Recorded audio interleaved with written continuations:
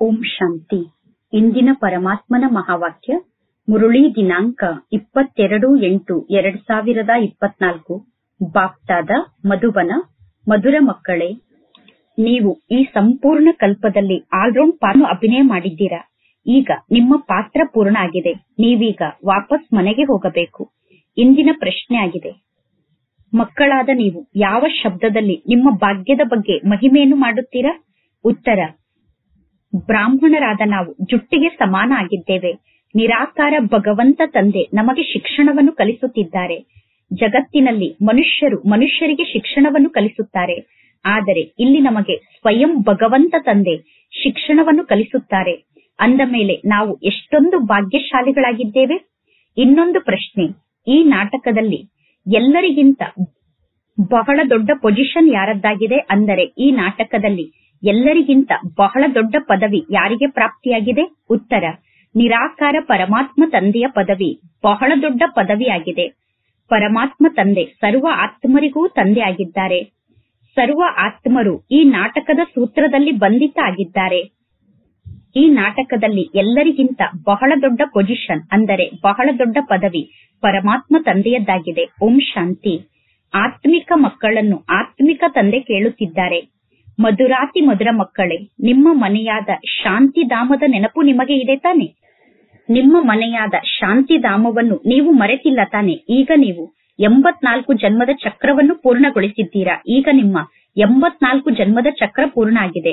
84 ಜನ್ಮದ ಚಕ್ರ ಹೇಗೆ ಪೂರ್ಣ ಆಯಿತು ಅನ್ನುವುದು ಈಗ ನಿಮಗೆ ಅರ್ಥ ಆಗಿದೆ. ಸತ್ಯುಗದಿಂದ ಹಿಡಿದು ಕಲಿಯುಗದ ಅಂತ್ಯದವರೆಗೆ ಈ ರೀತಿ ಬೇರೆ ಯಾರೂ ಕೂಡ ಕೇಳಲು ಸಾಧ್ಯ ಇಲ್ಲ. ಮಧುರಾತಿ ಮಧುರ ಮುದ್ದಿನ ಮಕ್ಕಳನ್ನು ಪರಮಾತ್ಮ ತಂದೆ ಕೇಳುತ್ತಾರೆ. ಈಗ ನೀವು ವಾಪಸ್ ಮನೆಗೆ ಹೋಗಬೇಕು ತಾನೆ? ಮನೆಗೆ ಹೋಗಿ ಪುನಃ ಸುಖಧಾಮದಲ್ಲಿ ಬರಬೇಕು. ಈಗ ಈ ಜಗತ್ತಂತೂ ಸುಖಧಾಮ ಅಲ್ಲ, ಇದು ಹಳೆಯ ಜಗತ್ತಾಗಿದೆ. ಇದು ದುಃಖಧಾಮ ಆಗಿದೆ. ಅದು ಶಾಂತಿಧಾಮ ಆಗಿದೆ. ಸ್ವರ್ಗ ಸುಖಧಾಮ ಆಗಿದೆ. ಈಗ ಈ ದುಃಖದಿಂದ ಮುಕ್ತಾಗಿ ನಾವು ಮುಕ್ತಿಧಾಮಕ್ಕೆ ಹೋಗಬೇಕು. ಮುಕ್ತಿಧಾಮ ಅಥವಾ ಶಾಂತಿಧಾಮ ಈಗ ನಮ್ಮ ಸಮ್ಮುಖದಲ್ಲೇ ಇದೆ. ಶಾಂತಿಧಾಮ ನಮ್ಮ ಮನೆಯಾಗಿದೆ. ಪುನಃ ನೀವು ಹೊಸ ವಿಶ್ವದಲ್ಲಿ ಬರುತ್ತೀರಾ. ಹೊಸ ವಿಶ್ವದಲ್ಲಿ ಪವಿತ್ರತೆ, ಸುಖ, ಶಾಂತಿ ಇರುತ್ತದೆ. ಹೊಸ ವಿಶ್ವದಲ್ಲಿ ಸುಖ, ಶಾಂತಿ, ಪವಿತ್ರತೆ ಇರುತ್ತದೆ ಅನ್ನುವುದು ನಿಮಗೆ ಗೊತ್ತಿದೆ. ಹೊಸ ವಿಶ್ವದ ಸುಖ, ಶಾಂತಿ, ಪವಿತ್ರತೆಯ ಬಗ್ಗೆ ಇಲ್ಲಿ ಗಾಯನವನ್ನು ಮಾಡಲಾಗುತ್ತದೆ. ಎಲ್ಲರೂ, ಹೇ ಪತಿತ ಪಾವನ, ಈ ಪತಿತ ಜಗತ್ತಿನಿಂದ ನಮ್ಮನ್ನು ವಾಪಸ್ ಕರೆದುಕೊಂಡು ಹೋಗಿ. ಈ ಪತಿತ ಜಗತ್ತಿನಲ್ಲಿ ನಾವು ಬಹಳಷ್ಟು ದುಃಖಿಗಳಾಗಿದ್ದೇವೆ ಎಂದು ಪರಮಾತ್ಮ ತಂದೆಯನ್ನು ಕೂಗಿ ಕರೆಯುತ್ತಾರೆ. ನಮ್ಮನ್ನು ಸುಖದ ಜಗತ್ತಿಗೆ ಕರೆದುಕೊಂಡು ಹೋಗಿ ಎಂದು ಎಲ್ಲರೂ ಪರಮಾತ್ಮ ತಂದೆಯನ್ನು ಕರೆಯುತ್ತಾರೆ. ಆ ಸುಖದ ಜಗತ್ತು ನಿಮಗೆ ನೆನಪಿಗೆ ಬರುತ್ತದೆ ತಾನೆ? ಸ್ವರ್ಗವನ್ನು ಎಲ್ಲರೂ ನೆನಪು ಮಾಡುತ್ತಾರೆ. ಶರೀರವನ್ನು ತ್ಯಾಗ ಮಾಡಿದ ತಕ್ಷಣ ಸತ್ತಂತಹ ವ್ಯಕ್ತಿ ಸ್ವರ್ಗಕ್ಕೆ ಹೋದರು ಎಂದು ಎಲ್ಲರೂ ಹೇಳುತ್ತಾರೆ. ಯಾರು ಸ್ವರ್ಗಕ್ಕೆ ಹೋದರು? ಆತ್ಮ ಸ್ವರ್ಗಕ್ಕೆ ಹೋಯಿತು ಎಂದು ಹೇಳುತ್ತಾರೆ. ಶರೀರ ಅಂತೂ ಹೋಗುವುದಿಲ್ಲ, ಆತ್ಮವೇ ಸ್ವರ್ಗಕ್ಕೆ ಹೋಗುತ್ತದೆ. ಈಗ ಮಕ್ಕಳಾದ ನೀವು ಶಾಂತಿಧಾಮ ಮತ್ತು ಸುಖಧಾಮದ ಬಗ್ಗೆ ಅರ್ಥ ಮಾಡಿಕೊಂಡಿದ್ದೀರಾ. ನಿಮ್ಮನ್ನು ಬಿಟ್ಟು ಬೇರೆ ಯಾರಿಗೂ ಶಾಂತಿಧಾಮ ಮತ್ತು ಸುಖಧಾಮದ ಬಗ್ಗೆ ಗೊತ್ತಿಲ್ಲ. ಮಕ್ಕಳ ಬುದ್ಧಿಯಲ್ಲಿ ಜ್ಞಾನ ಇದೆ. ಶಾಂತಿಧಾಮ ಅಂದರೆ ಏನು, ಸುಖಧಾಮ ಅಂದರೆ ಏನು ಅನ್ನುವ ಜ್ಞಾನ ಈಗ ಮಕ್ಕಳ ಬುದ್ಧಿಯಲ್ಲಿ ಇದೆ. ನೀವು ಸುಖಧಾಮದ ನಿವಾಸಿಗಳಾಗಿದ್ದೀರಿ. ಈಗ ಪುನಃ ನೀವೇ ದುಃಖಧಾಮಕ್ಕೆ ಬಂದಿದ್ದೀರಾ. ಈ ನಾಟಕದಲ್ಲಿ ಸೆಕೆಂಡ್, ನಿಮಿಷ, ಗಂಟೆ, ದಿನ, ವರ್ಷ ಎಲ್ಲವೂ ಕಳೆಯುತ್ತಾ ಹೋಗಿದೆ.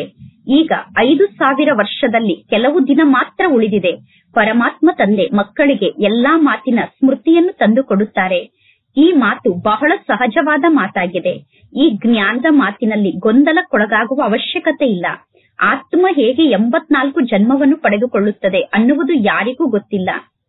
ಒಂದು ವೇಳೆ ಕಲ್ಪದ ಆಯಸ್ಸು ಲಕ್ಷಾಂತರ ವರ್ಷ ಆಗಿದ್ದರೆ ಲಕ್ಷಾಂತರ ವರ್ಷದ ಮಾತನ್ನು ನೆನಪಿನಲ್ಲಿ ಇಟ್ಟುಕೊಳ್ಳುವುದು ಎಲ್ಲರಿಗೂ ಬಹಳ ಕಷ್ಟ ಆಗುತ್ತಿತ್ತು. ಇದು ಕೇವಲ 5000 ವರ್ಷದ ಮಾತಾಗಿದೆ. ವ್ಯಾಪಾರಿಗಳು ಕೂಡ ಸ್ವಸ್ತಿಕ್ನ ಚಿತ್ರವನ್ನು ಬರೆಯುತ್ತಾರೆ. ಆ ಸ್ವಸ್ತಿಕ್ಗೆ ಗಣೇಶ ಎಂದು ಕರೆಯುತ್ತಾರೆ. ಗಣೇಶನಿಗೆ ಆನೆಯ ಸೊಂಡಿಲನ್ನು ತೋರಿಸುತ್ತಾರೆ. ಮನುಷ್ಯರು ಎಷ್ಟೊಂದು ಹಣವನ್ನು ಖರ್ಚು ಮಾಡುತ್ತಾರೆ. ಹಣವನ್ನು ಖರ್ಚು ಮಾಡಿ ಚಿತ್ರವನ್ನು ನಿರ್ಮಾಣ ಮಾಡಿಸುತ್ತಾರೆ. ಇದಕ್ಕೆ ವ್ಯರ್ಥವಾಗಿ ಸಮಯವನ್ನು ಕಳೆಯುವುದು ಎಂದು ಕರೆಯಲಾಗುತ್ತದೆ. ನಿಮ್ಮಲ್ಲಿ ಮೊದಲು ಎಷ್ಟೊಂದು ಶಕ್ತಿ ಇತ್ತು. ದಿನ ಪ್ರತಿದಿನ ಕಳೆದಂತೆ ಆ ಶಕ್ತಿ ಕಡಿಮೆ ಆಗುತ್ತಾ ಹೋಗಿದೆ.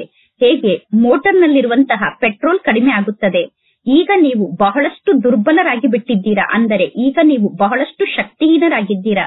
5,000 ವರ್ಷದ ಮೊದಲು ಭಾರತ ಎಷ್ಟು ಶ್ರೇಷ್ಠವಾಗಿತ್ತು? 5,000 ವರ್ಷದ ಮೊದಲು ಭಾರತದಲ್ಲಿ ಅಪಾರ ಸುಖ ಇತ್ತು. 5,000 ವರ್ಷದ ಮೊದಲು ಭಾರತದಲ್ಲಿ ಬಹಳಷ್ಟು ಧನ ಸಂಪತ್ತು ಇತ್ತು. ಅಂತಹ ಸತ್ಯುಗದ ರಾಜ್ಯಭಾಗ್ಯವನ್ನು ದೇವತೆಗಳು ಹೇಗೆ ಪಡೆದುಕೊಂಡರು? ರಾಜಯೋಗದ ಶಿಕ್ಷಣವನ್ನು ದೇವತೆಗಳು ಕಲಿತಿದ್ದರು. ಇದರಲ್ಲಿ ಯುದ್ಧದ ಮಾತೇ ಇಲ್ಲ. ಇದಕ್ಕೆ ಜ್ಞಾನದ ಅಸ್ತ್ರಶಸ್ತ್ರ ಎಂದು ಕರೆಯಲಾಗುತ್ತದೆ. ಇಲ್ಲಿ ಯಾವುದೇ ಪ್ರಕಾರದ ಸ್ಥೂಲ ಅಸ್ತ್ರಶಸ್ತ್ರದ ಮಾತಿಲ್ಲ. ಇಲ್ಲಿ ಜ್ಞಾನದ ಅಸ್ತ್ರಶಸ್ತ್ರ ಇದೆ. ಜ್ಞಾನ ಮತ್ತು ವಿಜ್ಞಾನ ಎಂದು ಕರೆಯಲಾಗುತ್ತದೆ. ನೆನಪು ಮತ್ತು ಜ್ಞಾನ ಅನ್ನುವಂತಹ ಬಹಳ ದೊಡ್ಡ ಅಸ್ತ್ರಶಸ್ತ್ರ ನಿಮ್ಮ ಬಳಿ ಇದೆ. ಅಂದರೆ ಯೋಗ ಮತ್ತು ಜ್ಞಾನ ಅನ್ನುವಂಥದ್ದು ಬಹಳ ದೊಡ್ಡ ಅಸ್ತ್ರಶಸ್ತ್ರ ಆಗಿದೆ. ಇಡೀ ವಿಶ್ವದ ಮೇಲೆ ನೀವು ರಾಜ್ಯವನ್ನು ಆಳುತ್ತೀರಾ. ದೇವತೆಗಳಿಗೆ ಅಹಿಂಸಕರು ಎಂದು ಕರೆಯಲಾಗುತ್ತದೆ. ಈಗ ಮಕ್ಕಳಿಗೆ ಮನುಷ್ಯರಿಂದ ದೇವತೆ ಆಗುವಂತಹ ಶಿಕ್ಷಣ ಪ್ರಾಪ್ತಿಯಾಗುತ್ತಿದೆ. ನಿಮಗೆ ಗೊತ್ತಿದೆ, ನಾವು ಪ್ರತಿ 5,000 ವರ್ಷದ ನಂತರ ಬೇಹದ್ದಿನ ತಂದೆಯ ಮೂಲಕ ಈ ಬೇಹದ್ದಿನ ಆಸ್ತಿಯನ್ನು ಪಡೆದುಕೊಳ್ಳುತ್ತೇವೆ. ಇದು ಆತ್ಮದ ಮಾತಾಗಿದೆ. ಈ ಜ್ಞಾನ ಮಾರ್ಗದಲ್ಲಿ ಯಾವುದೇ ಪ್ರಕಾರದ ಸ್ಥೂಲ ಯುದ್ಧದ ಮಾತಿಲ್ಲ. ಆತ್ಮ ಪತಿತ ಆಗಿದೆ. ಆದ್ದರಿಂದ ಪಾವನ ಆಗುವುದಕ್ಕೋಸ್ಕರ ಆತ್ಮ ಪರಮಾತ್ಮ ತಂದೆಯನ್ನು ಕೂಗಿ ಕರೆಯುತ್ತದೆ. ಈಗ ಪರಮಾತ್ಮ ತಂದೆ ತಿಳಿಸುತ್ತಾರೆ, ಮಧುರಾತಿ ಮಧುರ ಮಕ್ಕಳೇ, ನೀವೀಗ ವಾಪಸ್ ಮನೆಗೆ ಹೋಗಬೇಕು. ಈ ಜಗತ್ತು ಜೀವಾತ್ಮರ ಜಗತ್ತಾಗಿದೆ. ಪರಮಧಾಮ ಆತ್ಮರ ಜಗತ್ತಾಗಿದೆ. ಪರಮಧಾಮಕ್ಕೆ ಜೀವಾತ್ಮರ ಜಗತ್ತು ಎಂದು ಕರೆಯಲು ಸಾಧ್ಯ ಇಲ್ಲ. ನಾವು ದೂರ ದೇಶದ ನಿವಾಸಿಗಳಾಗಿದ್ದೇವೆ ಅನ್ನುವ ಮಾತನ್ನು ಗಳಿಗೆ ಗಳಿಗೆಗೂ ಸ್ಮೃತಿಯಲ್ಲಿ ತಂದುಕೊಳ್ಳಬೇಕು. ಆತ್ಮರಾದ ನಮ್ಮ ಮನೆ ಬ್ರಹ್ಮಾಂಡ ಆಗಿದೆ ಅನ್ನುವ ಮಾತು ಸದಾ ಬುದ್ಧಿಯಲ್ಲಿ ಇರಬೇಕು. ನಾವು ಆ ಬ್ರಹ್ಮಾಂಡದಲ್ಲಿ ನಿವಾಸವನ್ನು ಮಾಡುತ್ತೇವೆ. ಈ ಆಕಾಶ ತತ್ವಕ್ಕಿಂತ ಅತಿ ದೂರದಲ್ಲಿ ಬ್ರಹ್ಮಾಂಡ ಇದೆ. ಆ ಬ್ರಹ್ಮಾಂಡದಲ್ಲಿ ಸೂರ್ಯ ಚಂದ್ರರೂ ಕೂಡ ಇರುವುದಿಲ್ಲ. ಬ್ರಹ್ಮಾಂಡದಲ್ಲಿ ನಿವಾಸವನ್ನು ಮಾಡುತ್ತಿದ್ದಂತಹ ನಾವು ಪಾತ್ರವನ್ನು ಅಭಿನಯ ಮಾಡುವುದಕ್ಕೋಸ್ಕರ ಈ ಜಗತ್ತಿಗೆ ಬಂದಿದ್ದೇವೆ. ನಾವು 84 ಜನ್ಮದ ಪಾತ್ರವನ್ನು ಅಭಿನಯ ಮಾಡುತ್ತೇವೆ. ಎಲ್ಲರೂ 84 ಜನ್ಮವನ್ನು ಪಡೆದುಕೊಳ್ಳಲು ಸಾಧ್ಯ ಇಲ್ಲ. ಆತ್ಮರು ನಿಧಾನವಾಗಿ ಮೇಲಿನಿಂದ ಕೆಳಗಡೆ ಬರುತ್ತಾ ಹೋಗುತ್ತಾರೆ. ನಾವು ಆಲ್ರೌಂಡ್ ಪಾತ್ರವನ್ನು ಮಾಡುತ್ತೇವೆ. ಎಲ್ಲಾ ಕಾರ್ಯವನ್ನು ಮಾಡುವಂತವರಿಗೆ ಆಲ್ರೌಂಡರ್ ಎಂದು ಕರೆಯಲಾಗುತ್ತದೆ. ನೀವು ಕೂಡ ಆಲ್ರೌಂಡರ್ ಆಗಿದ್ದೀರಾ. ಆದಿಯಿಂದ ಹಿಡಿದು ಅಂತ್ಯದವರೆಗೂ ನಿಮ್ಮ ಪಾತ್ರ ನಡೆಯುತ್ತದೆ. ಈಗ ಈ ಚಕ್ರದ ಅಂತಿಮ ಸಮಯ ಬಂದಿದೆ. ಈ ಚಕ್ರದ ಅಂತಿಮ ಸಮಯದವರೆಗೂ ಮೇಲಿನಿಂದ ಆತ್ಮರು ಈ ಸೃಷ್ಟಿಗೆ ಬರುತ್ತಿರುತ್ತಾರೆ. ಬಹಳಷ್ಟು ಮಕ್ಕಳು ಇನ್ನೂ ಪರಮಧಾಮದಲ್ಲೇ ಇದ್ದಾರೆ. ಆ ಆತ್ಮರು ಈಗ ಮೇಲಿನಿಂದ ಕೆಳಗಡೆ ಬರುತ್ತಿರುತ್ತಾರೆ ಮತ್ತು ಈ ಜಗತ್ತಿನಲ್ಲಿ ಆತ್ಮರ ಸಂಖ್ಯೆ ವೃದ್ಧಿಯಾಗುತ್ತಾ ಹೋಗುತ್ತದೆ. ಪರಮಾತ್ಮ ತಂದೆ ಮಕ್ಕಳಿಗೆ ನಾವೇ ಅವರು ಅನ್ನುವ ಶಬ್ದದ ಅರ್ಥವನ್ನು ತಿಳಿಸಿದ್ದಾರೆ. ನೀವೇ ದೇವತೆಗಳಾಗಿದ್ದೀರಿ. ಈಗ ನೀವು ಬ್ರಾಹ್ಮಣರಾಗಿದ್ದೀರಾ. ಪುನಃ ನೀವು ದೇವತೆಗಳಾಗುತ್ತೀರಾ ಎಂದು ಪರಮಾತ್ಮ ತಂದೆ ನಮಗೆ ತಿಳಿಸಿದ್ದಾರೆ. ಜಗತ್ತಿನ ಜನ ಆತ್ಮವೇ ಪರಮಾತ್ಮ ಎಂದು ಹೇಳಿಬಿಡುತ್ತಾರೆ. ಜಗತ್ತಿನ ಜನರಿಗೆ ನಾಟಕದ ಆದಿ ಮಧ್ಯ ಅಂತ್ಯದ ಬಗ್ಗೆ ಸ್ವಲ್ಪ ಕೂಡ ಗೊತ್ತಿಲ್ಲ. ಈ ನಾಟಕದ ಸಮಯದ ಬಗ್ಗೆ ಜಗತ್ತಿನ ಜನರಿಗೆ ಸ್ವಲ್ಪ ಕೂಡ ಗೊತ್ತಿಲ್ಲ. ಈಗ ಪರಮಾತ್ಮ ತಂದೆ ಮಕ್ಕಳಿಗೆ ತಿಳಿಸಿದ್ದಾರೆ, ನೀವು ಈ ಶರೀರದಲ್ಲೇ ಈಗ ಬ್ರಾಹ್ಮಣರಾಗಿದ್ದೀರಾ. ಪ್ರಜಾಪಿತ ಬ್ರಹ್ಮನ ಮೂಲಕ ಶಿವತಂದೆ ನಿಮ್ಮನ್ನು ದತ್ತು ತೆಗೆದುಕೊಂಡಿದ್ದಾರೆ. ಶಿವತಂದೆ ನಿಮಗೆ ಶಿಕ್ಷಣವನ್ನು ಕಲಿಸುತ್ತಿದ್ದಾರೆ ಅನ್ನುವ ಮಾತು ನಿಮಗೆ ಸದಾ ನೆನಪಿನಲ್ಲಿ ಇರಬೇಕು.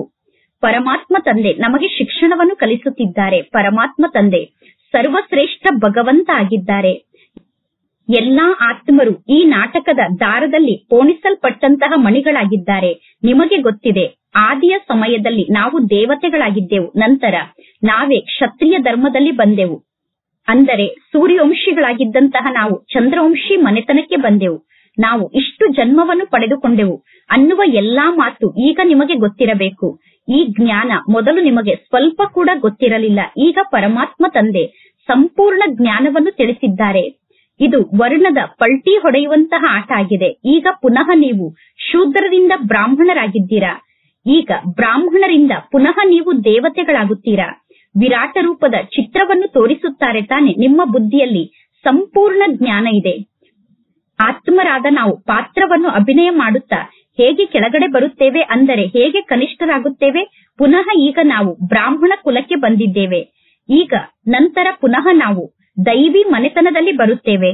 ಈಗ ನೀವು ಜುಟ್ಟಿಗೆ ಸಮಾನ ಆದಂತಹ ಬ್ರಾಹ್ಮಣರಾಗಿದ್ದೀರಾ. ಜುಟ್ಟು ಸರ್ವಶ್ರೇಷ್ಠ ಆಗಿರುತ್ತದೆ. ನಿಮ್ಮಷ್ಟು ಶ್ರೇಷ್ಠ ಕುಲದ ಆತ್ಮರು ಎಂದು ಜಗತ್ತಿನಲ್ಲಿ ಬೇರೆ ಯಾರು ಹೇಳಿಸಿಕೊಳ್ಳಲು ಸಾಧ್ಯ? ನಿಮ್ಮನ್ನು ಬಿಟ್ಟು ಜಗತ್ತಿನಲ್ಲಿ ಬೇರೆ ಯಾರು ಕೂಡ ಸರ್ವಶ್ರೇಷ್ಠ ಕುಲದ ಆತ್ಮರು ಎಂದು ಹೇಳಿಸಿಕೊಳ್ಳಲು ಸಾಧ್ಯ ಇಲ್ಲ. ಭಗವಂತ ತಂದೆ ಬಂದು ನಿಮಗೆ ಶಿಕ್ಷಣವನ್ನು ಕಲಿಸುತ್ತಿದ್ದಾರೆ ಅಂದ ಮೇಲೆ ನೀವು ಎಷ್ಟೊಂದು ಭಾಗ್ಯಶಾಲಿಗಳಾಗಿದ್ದೀರಾ. ನೀವೀಗ ನಿಮ್ಮ ಮಹಿಮೆಯನ್ನು ಕೂಡ ಸ್ವಲ್ಪ ಮಾಡಿಕೊಳ್ಳಬೇಕು. ಹೊರಗಡೆ ಜಗತ್ತಿನಲ್ಲಿ ಮನುಷ್ಯರು ಮನುಷ್ಯರಿಗೆ ಶಿಕ್ಷಣವನ್ನು ಕಲಿಸುತ್ತಾರೆ. ಇಲ್ಲಿ ನಿರಾಕಾರ ಪರಮಾತ್ಮ ತಂದೆ ಇದ್ದಾರೆ. ಪರಮಾತ್ಮ ತಂದೆ ಪ್ರತಿ ಕಲ್ಪದಲ್ಲೂ ಒಮ್ಮೆ ಮಾತ್ರ ಈ ಸೃಷ್ಟಿಗೆ ಬಂದು ಜ್ಞಾನವನ್ನು ನೀಡುತ್ತಾರೆ. ಪ್ರತಿಯೊಬ್ಬರು ಶಿಕ್ಷಣವನ್ನು ಕಲಿಯುತ್ತಾರೆ ತಾನೆ. ವಕೀಲರಾಗುವಂತಹ ಜ್ಞಾನದ ಶಿಕ್ಷಣವನ್ನು ಕಲಿತು ವಕೀಲರಾಗುತ್ತಾರೆ. ಆ ಶಿಕ್ಷಣವನ್ನು ಮನುಷ್ಯರು ಮನುಷ್ಯರಿಗೆ ಕಲಿಸುತ್ತಾರೆ. ಜಗತ್ತಿನಲ್ಲಿ ಎಲ್ಲಾ ಮನುಷ್ಯರು ಮನುಷ್ಯರಿಗೆ ಶಿಕ್ಷಣವನ್ನು ಕಲಿಸುತ್ತಾರೆ. ಇಲ್ಲಿ ಭಗವಾನ್ ವಾಚೆಂದು ಹೇಳಲಾಗುತ್ತದೆ. ಮನುಷ್ಯರಿಗೆ ಎಂದೂ ಕೂಡ ಭಗವಂತ ಎಂದು ಕರೆಯಲು ಸಾಧ್ಯ ಇಲ್ಲ. ಭಗವಂತ ತಂದೆ ನಿರಾಕಾರ ತಂದೆ ಆಗಿದ್ದಾರೆ. ಇಲ್ಲಿ ಆ ಪರಮಾತ್ಮ ತಂದೆ ಬಂದು ಮಕ್ಕಳಿಗೆ ಶಿಕ್ಷಣವನ್ನು ಕಲಿಸುತ್ತಾರೆ. ಈ ಶಿಕ್ಷಣವನ್ನು ಸೂಕ್ಷ್ಮ ವತನದಲ್ಲೂ ಕೂಡ ಕಲಿಸುವುದಿಲ್ಲ. ಮೂಲ ವತನದಲ್ಲೂ ಕೂಡ ನೀವು ಶಿಕ್ಷಣವನ್ನು ಕಲಿಯುವುದಿಲ್ಲ. ಈ ಸಾಕಾರ ಜಗತ್ತಿನಲ್ಲೇ ಶಿಕ್ಷಣವನ್ನು ಕಲಿಯುತ್ತೀರಾ? ಈ ಜ್ಞಾನ ಮಾರ್ಗದಲ್ಲಿ ಗೊಂದಲಕ್ಕೊಳಗಾಗುವಂತಹ ಯಾವ ಮಾತು ಇಲ್ಲ. ಶಾಲೆಯಲ್ಲಿ ವಿದ್ಯಾರ್ಥಿಗಳು ಎಂದಾದರೂ ಈ ಶಿಕ್ಷಣವನ್ನು ನೋಡಿ ನಾನು ಗೊಂದಲಕ್ಕೊಳಗಾಗಿದ್ದೇನೆ ಎಂದು ಹೇಳುತ್ತಾರೇನು? ನಮಗೆ ಪರಮಾತ್ಮ ತಂದೆಯ ಬಗ್ಗೆ ನಿಶ್ಚಯ ಇಲ್ಲದೆ ಇರುವ ಕಾರಣ ನಾವು ಗೊಂದಲಕ್ಕೊಳಗಾಗುತ್ತೇವೆ. ಶಿಕ್ಷಣವನ್ನು ಕಲಿತು ಈಗ ನೀವು ಪದವಿಯನ್ನು ಪಡೆದುಕೊಳ್ಳುತ್ತೀರಾ. ಈ ಲಕ್ಷ್ಮೀನಾರಾಯಣರು ಸತ್ಯುಗದ ಆದಿಯಲ್ಲಿ ಹೇಗೆ ವಿಶ್ವಕ್ಕೆ ಮಾಲೀಕರಾದರೂ ಅವಶ್ಯವಾಗಿ ಪರಮಾತ್ಮ ತಂದೆಯ ಮೂಲಕ ಇವರು ವಿಶ್ವಕ್ಕೆ ಮಾಲೀಕರಾಗಿದ್ದಾರೆ. ಪರಮಾತ್ಮ ತಂದೆ ಸತ್ಯವನ್ನೇ ಹೇಳುತ್ತಾರೆ. ಭಗವಂತ ತಂದೆ ಎಂದು ಯಾವುದೇ ಪ್ರಕಾರದ ಅಸತ್ಯ ಮಾತನ್ನು ಮಾತನಾಡಲು ಸಾಧ್ಯ ಇಲ್ಲ. ಇದು ಬಹಳ ದೊಡ್ಡ ಪರೀಕ್ಷೆಯಾಗಿದೆ. ಈ ಸಮಯದಲ್ಲಿ ಪ್ರಜೆಗಳ ಮೇಲೆ ಪ್ರಜೆಗಳ ರಾಜ್ಯ ನಡೆಯುತ್ತಿದೆ. ಈ ಸಮಯದಲ್ಲಿ ರಾಜಾರಾಣಿಯಂತೂ ಇಲ್ಲ. ಸತ್ಯಯುಗದಲ್ಲಿ ರಾಜಾರಾಣಿ ಇದ್ದರು. ಈಗ ಇದು ಕಲಿಯುಗದ ಅಂತಿಮ ಸಮಯ ಆಗಿದೆ. ಕಲಿಯುಗದ ಅಂತಿಮ ಸಮಯದಲ್ಲಿ ರಾಜಾರಾಣಿ ಇಲ್ಲ. ಇದಕ್ಕೆ ಪಂಚಾಯಿತಿಯ ರಾಜ್ಯ ಎಂದು ಕರೆಯಲಾಗಿದೆ. ಭಗವದ್ಗೀತೆಯಲ್ಲಿ ಕೌರವರು ಮತ್ತು ಪಾಂಡವರು ಎಂದು ಬರೆದಿದ್ದಾರೆ. ನೀವು ಆತ್ಮಿಕ ಮಾರ್ಗದರ್ಶಕರಾಗಿದ್ದೀರಾ. ಎಲ್ಲರಿಗೂ ಆತ್ಮಿಕ ಮನೆಯ ಮಾರ್ಗವನ್ನು ನೀವೀಗ ತೋರಿಸುತ್ತೀರಾ. ಎಲ್ಲರಿಗೂ ಆತ್ಮಿಕ ಮನೆಯ ಮಾರ್ಗದ ಬಗ್ಗೆ ನೀವೀಗ ತಿಳಿಸುತ್ತೀರಾ.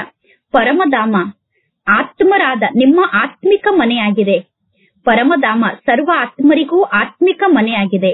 ಆತ್ಮ ಜನ್ಮವನ್ನು ಪಡೆದುಕೊಂಡು ಪಾತ್ರವನ್ನು ಅಭಿನಯ ಮಾಡುತ್ತದೆ. ಈ ಜ್ಞಾನದ ಮಾತನ್ನು ನಿಮ್ಮನ್ನು ಬಿಟ್ಟು ಬೇರೆ ಯಾರೂ ಅರ್ಥ ಮಾಡಿಕೊಂಡಿಲ್ಲ. ಋಷಿ ಮುನಿಗಳಿಗೂ ಕೂಡ ರಚಯಿತನ ಬಗ್ಗೆ ಗೊತ್ತಿಲ್ಲ. ರಚನೆಯ ಆದಿ ಮಧ್ಯ ಅಂತ್ಯದ ಬಗ್ಗೆ ಗೊತ್ತಿಲ್ಲ. ಋಷಿ ಮುನಿಗಳು ಕೂಡ ಕಲ್ಪದ ಆಯಸ್ಸು ಲಕ್ಷಾಂತರ ವರ್ಷ ಎಂದು ಹೇಳುತ್ತಾರೆ. ಆದರೆ ಅವರೂ ಕೂಡ ಸಂಪೂರ್ಣ ಲೆಕ್ಕದ ಬಗ್ಗೆ ತಿಳಿದುಕೊಂಡಿಲ್ಲ. ಲಕ್ಷಾಂತರ ವರ್ಷ ಕಲ್ಪದ ಆಯಸ್ಸಾದರೆ ಅರ್ಧ ಸಮಯ ಸುಖಧಾಮ ಮತ್ತು ದುಃಖಧಾಮ ಇರಲು ಸಾಧ್ಯ ಇಲ್ಲ. ಸಂಪೂರ್ಣ ಅರ್ಧ ಸಮಯದವರೆಗೂ ಸುಖಧಾಮ ಇರುತ್ತದೆ. ಪುನಃ ಸಂಪೂರ್ಣ ಅರ್ಧ ಸಮಯದವರೆಗೂ ದುಃಖಧಾಮ ಇರುತ್ತದೆ. ಈಗ ಇದು ಪತಿತ ಜಗತ್ತಾಗಿದೆ, ವಿಕಾರಿ ಜಗತ್ತಾಗಿದೆ. ಸತ್ಯುಗ ನಿರ್ವಿಕಾರಿ ಜಗತ್ತಾಗಿದೆ, ಪಾವನ ಜಗತ್ತಾಗಿದೆ.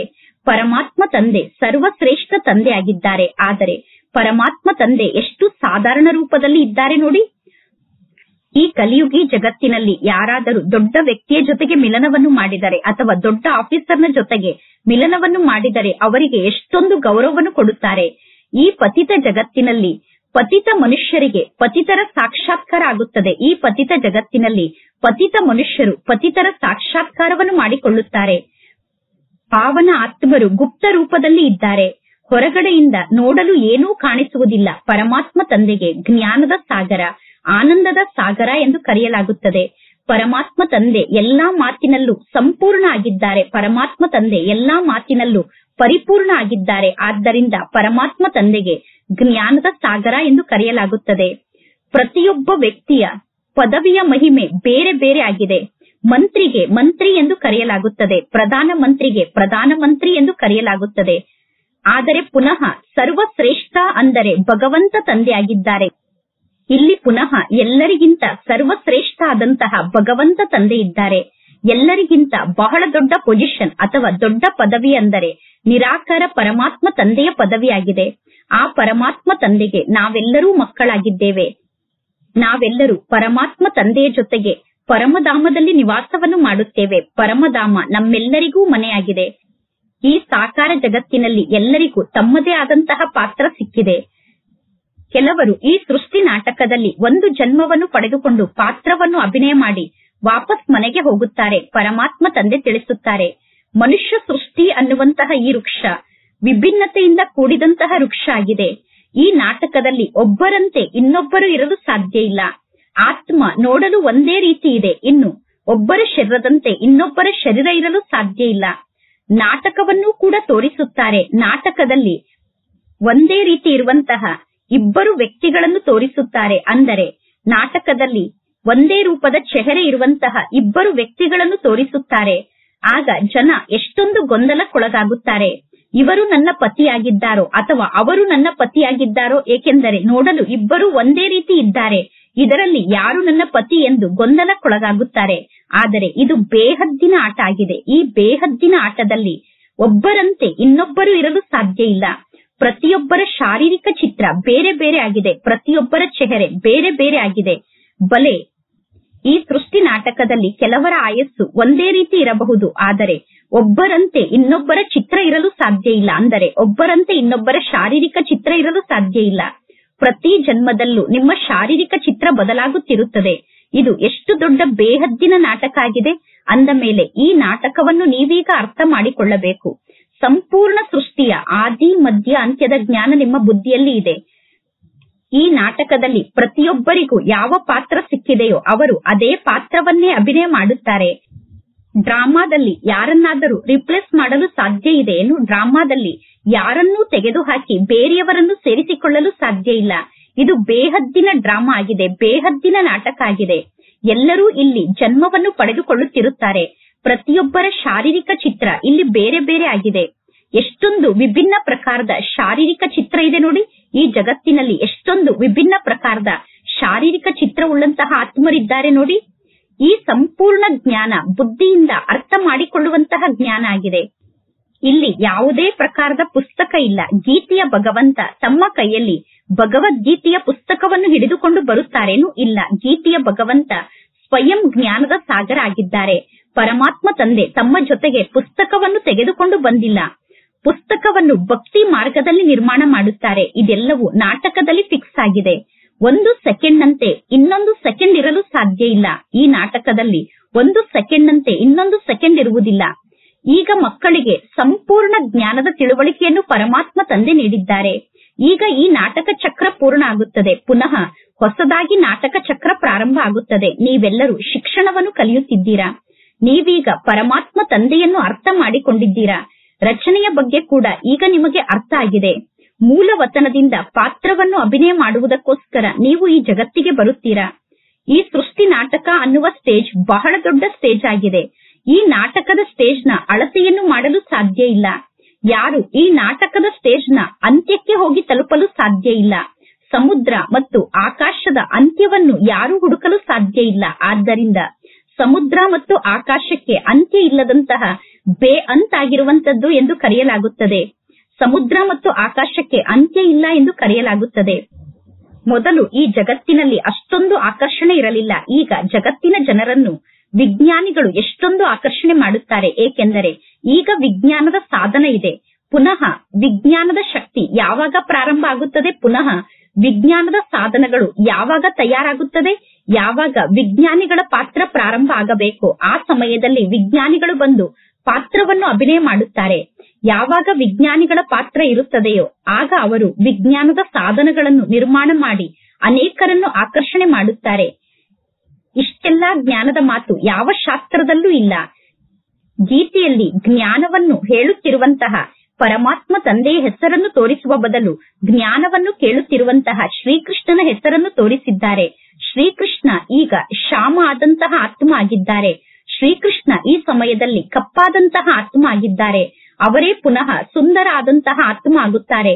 ಕಪ್ಪಾದಂತಹ ಆತ್ಮ ಈ ಜ್ಞಾನವನ್ನು ಕೇಳಿ ಜ್ಞಾನದ ಮೂಲಕ ಸುಂದರ ಆಗುತ್ತದೆ. ಜ್ಞಾನದ ಮೂಲಕ ನಿಮಗೆ ಎಷ್ಟು ಶ್ರೇಷ್ಠ ಪದವಿ ಸಿಗುತ್ತದೆ. ಇದು ಗೀತಾ ಪಾಠಶಾಲೆಯಾಗಿದೆ. ಇಲ್ಲಿ ನಿಮಗೆ ಯಾರು ಶಿಕ್ಷಣವನ್ನು ಕಲಿಸುತ್ತಿದ್ದಾರೆ? ಭಗವಂತ ತಂದೆ ರಾಜಯೋಗವನ್ನು ಕಲಿಸುತ್ತಾರೆ. ಅಮರಪುರಿಗೆ ಹೋಗುವುದಕ್ಕೋಸ್ಕರ ನೀವೀಗ ರಾಜಯೋಗವನ್ನು ಕಲಿಯುತ್ತಿದ್ದೀರಾ. ಆದ್ದರಿಂದ ಇದಕ್ಕೆ ಅಮರ ಕಥೆ ಎಂದು ಕರೆಯಲಾಗುತ್ತದೆ. ಅವಶ್ಯವಾಗಿ ಸಂಗಮ ಯುಗದಲ್ಲೇ ಪರಮಾತ್ಮ ತಂದೆ ಅಮರ ಕಥೆಯನ್ನು ತಿಳಿಸಿರಬೇಕು. ಪರಮಾತ್ಮ ತಂದೆ ಸಂಗಮ ಯುಗದಲ್ಲೇ ನಮಗೆ ಅಮರ ಕಥೆಯನ್ನು ಹೇಳುತ್ತಾರೆ. ಯಾರು ಕಲ್ಪದ ಮೊದಲು ಶಿಕ್ಷಣವನ್ನು ಕಲಿತಿದ್ದರೋ ಈಗಲೂ ಅವರೇ ಬಂದು ಶಿಕ್ಷಣವನ್ನು ಕಲಿಯುತ್ತಾರೆ ಮತ್ತು ಅವರೇ ನಂಬರ್ ವಾರಾಗಿ ಪದವಿಯನ್ನು ಪಡೆದುಕೊಳ್ಳುತ್ತಾರೆ. ಈ ಸೃಷ್ಟಿಗೆ ನೀವು ಎಷ್ಟು ಬಾರಿ ಬಂದಿದ್ದೀರಾ? ಲೆಕ್ಕ ಇಲ್ಲದಷ್ಟು ಬಾರಿ ನೀವು ಈ ಸೃಷ್ಟಿಗೆ ಬಂದಿದ್ದೀರಾ. ಈ ನಾಟಕ ಯಾವಾಗ ಪ್ರಾರಂಭ ಆಯಿತು ಎಂದು ಕೆಲವರು ನಿಮ್ಮನ್ನು ಕೇಳುತ್ತಾರೆ. ಯಾರಾದರೂ ಈ ನಾಟಕ ಯಾವಾಗ ಪ್ರಾರಂಭ ಆಯಿತು ಎಂದು ನಿಮ್ಮನ್ನು ಕೇಳಿದರೆ ನೀವು ಹೇಳುತ್ತೀರಾ, ಈ ನಾಟಕ ಅನಾದಿಯಿಂದ ನಡೆಯುತ್ತಿದೆ. ಈ ನಾಟಕದ ಸಮಯದ ಬಗ್ಗೆ ಲೆಕ್ಕವನ್ನು ಮಾಡಲು ಸಾಧ್ಯ ಇಲ್ಲ. ಈ ನಾಟಕ ಯಾವಾಗ ಪ್ರಾರಂಭ ಆಯಿತು ಎಂದು ಲೆಕ್ಕವನ್ನು ಮಾಡಲು ಸಾಧ್ಯ ಇಲ್ಲ. ಇದು ಲೆಕ್ಕ ಮಾಡುವಂತಹ ಮಾತಲ್ಲ. ಅಂದ ಮೇಲೆ ನಾಟಕ ಯಾವಾಗ ಪ್ರಾರಂಭ ಆಯಿತು ಎಂದು ಕೇಳುವ ವಿಚಾರ ಕೂಡ ನಿಮ್ಮ ಮನಸ್ಸಿನಲ್ಲಿ ಬರುವುದಿಲ್ಲ. ಎಲ್ಲಾ ಶಾಸ್ತ್ರಗಳು ಭಕ್ತಿ ಮಾರ್ಗದ ಕಥೆಗಳಾಗಿದೆ. ಆ ಕಥೆಯನ್ನು ಎಲ್ಲರೂ ಓದುತ್ತಿರುತ್ತಾರೆ. ಈ ಜಗತ್ತಿನಲ್ಲಿ ಅನೇಕ ಭಾಷೆಗಳಿದೆ. ಸತ್ಯುಗದಲ್ಲಿ ಅನೇಕ ಭಾಷೆ ಇರುವುದಿಲ್ಲ. ಸತ್ಯುಗದಲ್ಲಿ ಒಂದೇ ಧರ್ಮ, ಒಂದೇ ಭಾಷೆ ಇರುತ್ತದೆ.